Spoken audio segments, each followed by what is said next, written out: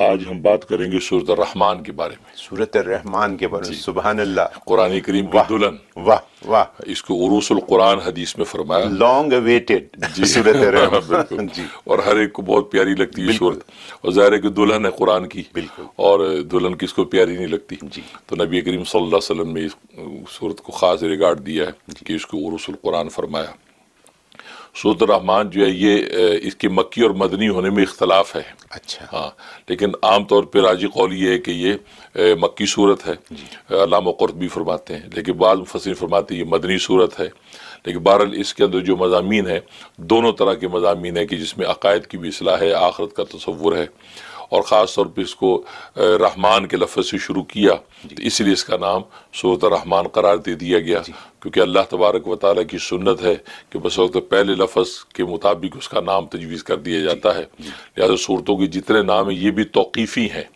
توقیفی ایک اصطلاح ہے تفسیر میں، توقیفی کا مطلب یہ بھی وحی کے ذریعے سے بتائے گئے ہیں، اچھا، اللہ نے ہی نبی کریم صلی اللہ علیہ وسلم کو بتایا کہ سورت کا نام فلاں نام ہوگا، تو اس کو توقیفی کہتے ہیں، تو لہٰذا اس کا نام سورۃ الرحمن ہے۔ جیسے اللہ نے یہ بتایا کہ یہ کہاں قرآن میں پلیس کی جائے گی، بالکل جیسے آیتیں بتائیں ایسی یہ بتایا، نام بھی بتایا، اور اس کا 55 نمبر ہے سورت کا، جو تدوین کے اعتبار سے جو نظر آتا ہے۔ جی، تو یہ سورت جو ہے اس میں مقصد اعظم کا ذکر ہے، مقصد اعظم، ہاں، ظاہر ہے کہ سب سے اشرف المخلوق جو ہے وہ انسان ہے، اور سب مخلوقوں میں سب سے عظیم مخلوق انسان ہے، اس انسان کی مقصد تخلیق کو بتایا اس میں، اور سب سے بڑا مقصد یہی ہے کہ انسان کو اپنی تخلیق کا پتہ چلے کہ مجھے پیدا کس لیے کیا گیا ہے، تو اس کے اندر مقصد اعظم کا ذکر ہے، اور اس لیے فرمایا کہ الرحمن علم القرآن خلق الانسان علمہ البیان، تو وہ کہ شروع میں ایسا عنوان اللہ نے اختیار کر دیا کہ اس میں اشارہ کر دیا کہ اس انسان کا جو مقصد اعظم وہ تعلیم قرآن ہے، قرآن کو سیکھنا یہ اس کی زندگی کا مقصد ہے، قرآن کے الفاظ کی تجویز و تحسین سیکھے، اس کے معنی مطالب سیکھے، اور جو اس کے اندر مسائل اور معارف ہیں اس کو سیکھے بھی، اور اس کو اپنی عملی زندگی میں بھی پیش نمایاں ظاہر کرے، تو گویا کہ یہ جو ہے اس کا مقصد اعظم ہے، اس کے مطابق زندگی گزارے گا تو بس یہ دنیا کے اندر گویا کہ فوز و فلاح پائے گا، اور آخرت میں اللہ تبارک و تعالیٰ اس کے لیے جنت کے دروازے کھول دیں گے۔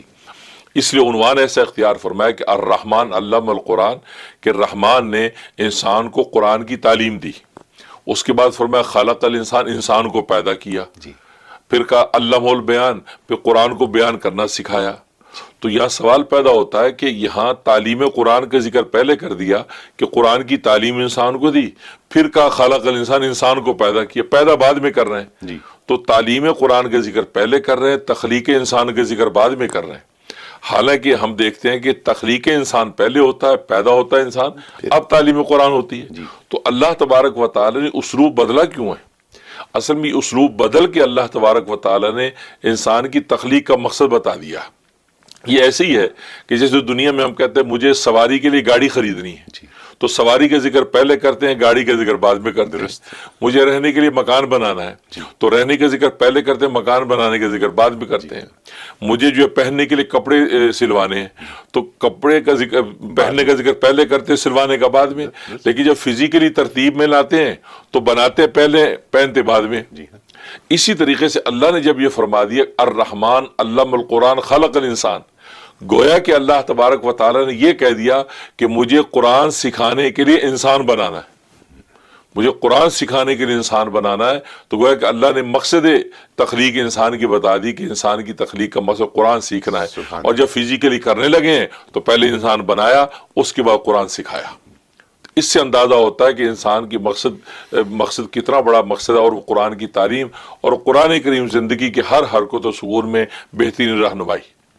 اب رہا یہ سوال کہ بھی اس پہ عمل کیسے ہو، تو اسی قرآن میں اللہ تبارک و تعالیٰ نے ایک آیت ایسی پیش کر دی کہ جو اس انسان کے لیے ساری چیزیں آسان کر دیتی ہے۔ فرمایا وَلِمَنْ خَافَ مَقَامَ رَبِّهِ جَنَّتَانِ، کہ جو اپنے رب کے سامنے کھڑے ہونے سے ڈرا اس کو آخرت میں 2 جنتیں ملیں گی۔ اچھا، اب یہاں خوف خدا کا تصور دے دیا کہ تم اگر دنیا کے اندر سدھر کے چلنا چاہتے ہو بس اللہ کے سامنے کھڑے ہونے کا خوف اپنے اوپر طاری کر لو، کیونکہ یہاں تم نے ہمیشہ رہنا نہیں ہے، تمہیں اللہ کے سامنے پیش ہونا ہے، اور اللہ پوچھے گا کہ تمہیں میں نے پیدا کیا تھا تعلیم قرآن کے لیے، قرآن کے مقاصد پہ عمل کرنے کے لیے، تم نے کیا کیا؟ تو کیا جواب دیں گے؟ لہذا یہ جو خوف ہے بس یہ خوف انسان کو دنیا میں خدا کے راستے پہ چلنا آسان کر دے گا. اچھا. اور پھر اللہ تبارک و تعالیٰ اس میں اپنی نعمتیں ذکر کی کہ دنیا میں جو نعمتیں دیں آخر میں دی. اور یہ واحد صورت ہے کہ جس میں اللہ تبارک و تعالیٰ نے انسان اور جنات دونوں کو براہ راست خطاب کیا اکٹھے ایک ہی ساتھ. ہاں ورنہ جو ایک ساتھ خطاب کہیں نہیں کیا, اس میں دونوں کو اکٹھا خطاب کیا. اس کی اور جگہ جگہ ایک ایسی آیت ذکر کی کہ جس میں اپنی نعمتیں یاد کروائیں اور وہ 31 مرتبہ آپ نے یاد دیا نہیں کروائی. اللہ فَبِأَيِّ آلَاءِ رَبِّكُمَا تُكَذِّبَانِ, پھر تم اللہ کی کس کس نعمتوں کی تکذیب کرو گے, کون کون سی نعمت کا انکار کرو گے. اس کا انکار کیا تو دوسری بھی نعمت, اس کا انکار کیا یہ بھی نعمت, تو کون سی نعمتیں, کتنی نعمتیں ہیں. جیسے قارون نے دنیا میں اس بات کا انکار کر دیا کہ دولت اللہ نے دی ہے, کہا یہ تو میں نے اپنے عقل اور فہم سے کمائی ہے ساری. تو چلو مان لیا, چلو یہ تم نے اس سے کمائی, باقی نعمتیں کہاں, یہ عقل کہاں سے آئی, عقل بھی تو اللہ نے دی تمہیں. تو کتنی نعمتیں ہیں, تم کسی نعمت کا انکار نہیں کر سکتے کہ اللہ نے براہ راست تمہیں دی ہے. جب پتہ چلا کہ دنیا میں نعمت اور رحمت بھی اللہ نے دی اور نعمتوں سے استفادہ اور نفع اٹھانے کی کرج بھی اللہ نے پیدا کی ہے, تو پھر اسی اللہ کے سامنے کھڑے ہونے سے ڈرو, کیونکہ کل روز قیامت بھی جب پیش ہوں گے تو وہاں تمہیں جواب دینا پڑے گا.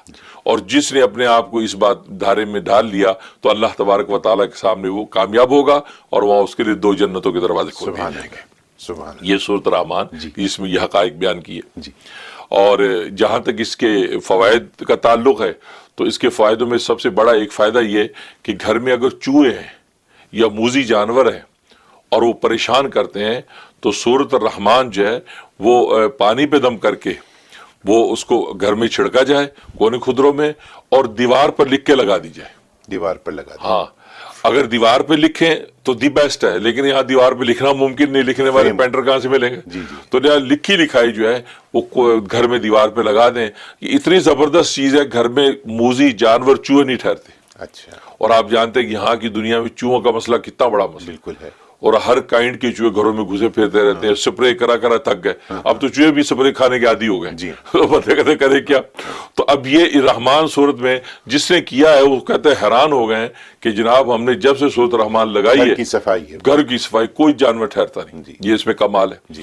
اور دوسرا اس کا فائدہ یہ کیونکہ ایسی دلی مراد ہے جو انسان پوری کرنا چاہتا ہے اور پوری ہوتی نہیں ہے, تو 11 مرتبہ اس کی تلاوت کر کے اللہ کے حضور دعا کرے تو 1 ہفتے کے اندر ہی اللہ تبارک و تعالیٰ اس کی مراد پوری کر دے. اور یہ 11 دفعہ کیا ایک ساتھ پڑھیں یا پورے ہفتے؟ بس یہ ہے کہ ایک ساتھ پڑھے, لیکن ورنہ پورے دن رات 24 گھنٹے میں مختلف موقعوں پہ تقسیم کر کے پوری کر سکتا ہے.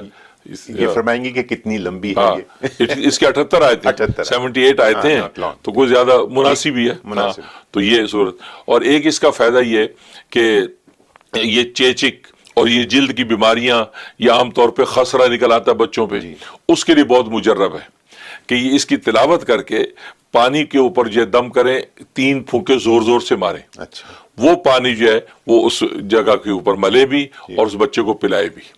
تو 1 ہفتہ وہ پانی کو پلانا, پڑھنا 1 ہی مرتبہ ہے اور پلانا جو ہے 1 ہفتہ ہے اور 1 ہفتہ اس کے اوپر چھڑکنا ہے. تو نتیجہ یہ ہے کہ وہ کسی بھی قسم کا خسرہ اور وہ چیچک ویچک کے داغ دبے سب رفع ہو جاتے ہیں. بہت بڑی بات ہے, بہت بڑی بات ہے, بہت بڑا نفع ہے یہ اس کو. اور ایک سب سے بڑا نفع یہ کسی کو جن چمٹ گئے ہیں. اچھا. جن چمٹ بھی جاتے ہیں انسان باولا ہو جاتا ہے, اس کے اندر اس کی بڑی تاثیر ہے کہ سورۃ الرحمن تلاوت کر کے اس کے کان میں زور زور سے 3 پھونکے مارے. کسی قسم کا جن بھوت اس کے اندر جو ہوگا وہ نکل کے بھاگ جائے گا. کیونکہ اس میں قرآن میں اسی صورت میں ان جنات اور انسانوں کو خطاب کیا یا معاشر الجن والانس, تو وہ جناب ڈانٹا ہے اور کہا کہ تم نکل کے اگر بھاگنا چاہو تو میری سلطنت میں سے نکل کے کہاں بھاگو گے, میرے قدرت کے اندر ہو, تم جا کے نہیں سکتے. تو ایسے مضامین اس کے اندر ہے, تو جنات نہیں ٹھہرتے اس کو سن کے. اور ایک نفع یہ کہ گھر میں انسان کو فیل ہوتا ہے کہ گھر میں کوئی جناتی اثر ہے, کوئی آسیب اثر ہے, کوئی کھٹ پٹ ہوتی ہے, اکثر آتی ہیں کہ نل خود بخود چل پڑا, خود ہی بند ہو گیا, ٹی وی خود بخود آن ہوا, خود چل پڑا, یہ کیا چکر ہے. تو خوف طاری رہتا ہے. تو سورۃ الرحمن بلند آواز سے لگا کے رکھیں. آج کل تو آڈیو اور ٹی وی کا دور ہے, آپ آڈیو لگا دیں, فون پہ لگا دیں, اونچی اونچی چلتی رہے. تو نتیجہ یہ ہوگا کسی بھی قسم کی ایسی جو شرارت ہے اس کی نہیں ہوگی, وہ رک جائے گی. یہ اس کا فائدہ ہے. بہت خوب. اور جہاں تک خواب میں تعبیر کا تعلق ہے تو اگر کسی نے یہ پڑھتے یا یہ سنا اور یا خود پڑھا تو اس کی ایک تعبیر یہ ہے کہ اللہ تبارک و تعالیٰ اس کو مکہ یا مدینہ حرمین شریف میں کسی ایک شہر میں لے جائیں گے اور وہیں اس کو رکھیں گے یہاں تک کہ اس کا وہیں انتقال ہوگا. اگر یہ خواب میں خواب میں آ جائے تو حرمین شریفین کی یہ ایک بڑی سعادت ہے، وہیں زندگی گزرے گی اور وہیں اللہ تعالیٰ بلا لیں گے۔ اور دوسرا ایک تعبیر یہ ہے کہ اللہ اس پر خصوصی اپنی رحمت نازل کریں گے، اپنی خاص نعمتیں اس کو عطا کریں گے، اور آخرت میں اللہ تبارک و تعالیٰ اس کے لیے جنت کا دروازہ کھول دیں گے۔ یہ اس کے لیے بہت بڑی بشارت ہے کہ اس کا مطلب یہ کہ یا تو یہ نیکیوں پہ ہے تو اس پہ قائم رہے، اگر نہیں ہے تو نیکیوں پر آ جائے تو اللہ تبارک و تعالیٰ نے اس کے لیے آخرت میں جنتیں رکھی ہیں۔ یہ اس کا بہت بڑا فائدہ۔ اور ایک فائدہ یہ ہے کہ اگر اس کو پڑھا ہے تو اس کا مطلب ہے کسی بھی قسم کا دشمن، جناتی دشمن ہو یا انسانی دشمن ہو، کوئی بھی دشمن اس کو نقصان نہیں پہنچا سکتا اگر آپ یہ پڑھتے ہیں، اگر یہ پڑھ رہے خواب کے اندر۔ تو خواب میں یہ تو بشارت ہے کوئی انسانی یا جناتی دشمن اس کو نقصان نہیں پہنچا سکتا۔ دشمن ہے وہ اٹیک بھی کر رہا ہے لیکن یہ جو یہ محفوظ رہے گا، لہذا اللہ تبارک و تعالیٰ ڈھال خاص بن گئی حفاظت ہے، رکھے، یہ ڈھال بن جائے گی۔ ڈھال بن جائے گی۔ واہ واہ، سبحان تو یہ اس کے خواب میں اللہ، تعبیر ہے۔ بہت خوب۔